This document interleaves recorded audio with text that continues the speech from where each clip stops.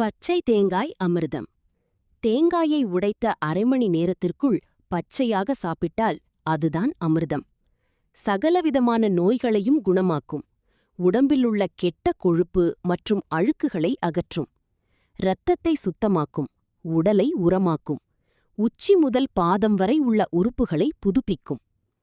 தேங்காய்க்கும் நமக்கும் உள்ள ஒற்றுமை. நாம் அன்னை வயிற்றிலிருந்து பூமிக்கு வர 10 மாதம். அதுபோல தேங்காய் கருவாகி பூமிக்கு வர 10 மாதம் ஆகும்.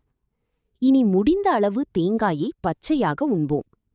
தேங்காயை எண்ணெயில் சமைத்து சாப்பிட்டால் கெட்ட கொழுப்பாக மாறிவிடும். சமைக்காமல் அப்படியே உண்டால் நல்ல கொழுப்பு. தேங்காயை துருவி சிறிது நாட்டு சர்க்கரை சேர்த்து குழந்தைகளுக்கு சாயங்கால சிற்றுண்டி தந்து பாருங்கள், அவ்வளவு ஆரோக்கியம். பழங்காலத்தில் இறக்கும் தருவாயில் இருக்கும் நபர்களுக்கு தேங்காய்பால் கொடுத்து வாழ்நாட்களை நீட்டிப்பு செய்துள்ளார்கள். ஆனால் இப்போது மாட்டுப்பால் ஊற்றுவதால் வாழ்நாள் முடிக்கப்படுகிறது. தாய்ப்பால் மாற்றாக தேங்காய்பால் குழந்தைகளுக்கு கொடுத்து காப்பாற்றியிருக்கிறார்கள். காலையில் தேங்காயை துருவி அதனை அரைத்து பாலெடுத்து அதனுடன் நாட்டு சர்க்கரை அல்லது கருப்பட்டி அல்லது தேன் சேர்த்து பாக்கெட் பாலை தவிர்த்துவிட்டு அதற்கு பதிலாக குடியுங்கள்.